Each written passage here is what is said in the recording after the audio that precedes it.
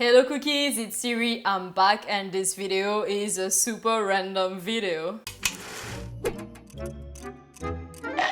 I wasn't really planning on filming this, but I just came back from the doctor.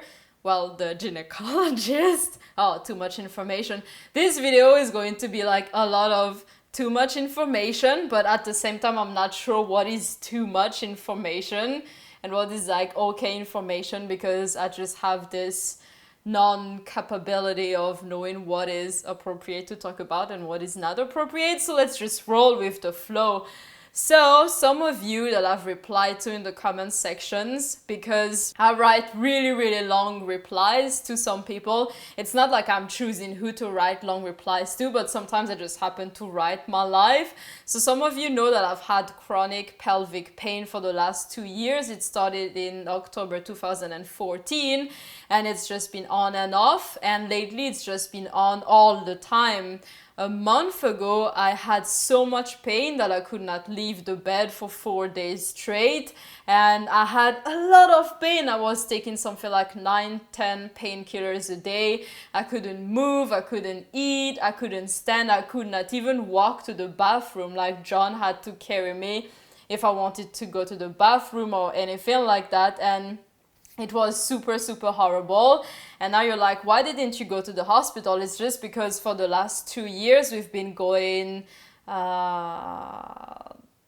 9 times to the emergency because of my pain. Sometimes I would throw up and have fever, and I was like in really bad pain for the longest time. And then all the doctors I've met never took me seriously. They never ever took me seriously. They said it's all in your head, it's just stress, or well, you know, sometimes the body just hurts but no one knows why and it's just a normal thing. And I think that at the emergencies in total I might have met something like 16-17 doctors, and then outside I probably met 4 or 5. So I'd say that I've met about 20 doctors for the last 2 years, and all of them told me that it's either in my head or they don't know what's happening, and it might just be that my body is tired.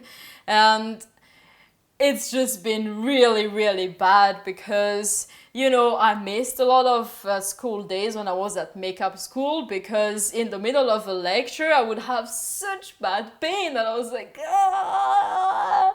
And then I would have to call John and he would rush me to the emergency, and then there they would be like, no, you have nothing, while I'm just curling up there and throwing up and in so much pain. And like a month ago it was the worst, and I wasn't at the gym for like 3 weeks. So now I'm in the process of getting back to the gym, and I have a lot of soreness in my muscles because I haven't exercised for 3 weeks straight because I couldn't.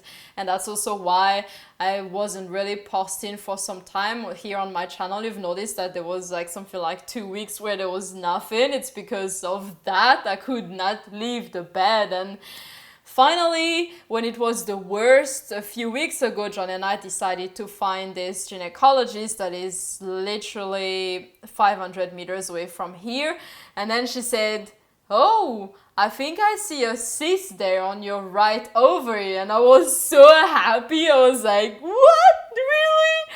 And then she was like, yeah, well, I think it might be that, but I want to send you to one of my colleagues to double check. And I went to his office today. He was really nice. He spoke French. When I came, he was like, you have an accent? What is that? Because I speak Swedish with everybody, and you know, that's usually the language I use with doctors and people here because it's Sweden. And I said, well, it's probably a French accent. And he was like, oh yeah, I recognize it. And he spoke perfectly French. He's so good at French. So we did the whole session in French, and he said, how long have you had this? And I said, for 2 years now. And he asked me if I've gotten it checked, and I said, well, what do you think? I've been in terrible pain that painkillers can take. I've wasted a lot of money doing lots of tests. Some tests here in Sweden are free if you have a free card, but some tests that I did privately were not free, and it's been a couple of $1,000 because, you know, we were scared that it would be cancer or that I would have something wrong with my intestines or many things, and some doctors don't want to check it. So if you really want it to be checked deep, you have to go private. So that's what we did with John, and it's just been so much money and so much pain and so much horribleness for the last 2 years.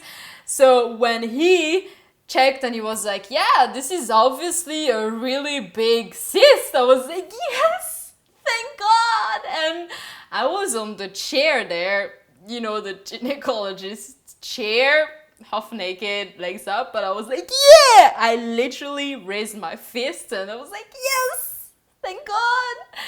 And he looked at me and I said in French, I'm probably the only person you've ever met that is so happy about having a cyst, right? And he said, yeah, you're probably the only person. And I told him, I was like, you know, it's just that it's been 2 years and finally someone tells me that I'm not crazy, that it's not all in my head. And you know, even the mental pain of never being believed by anyone, no one believed me. All of the doctors thought that I was just making it up and it was all in my head. While now we have the proof that it's a freaking giant cyst. There is proof, and I'm gonna go for surgery in a few weeks.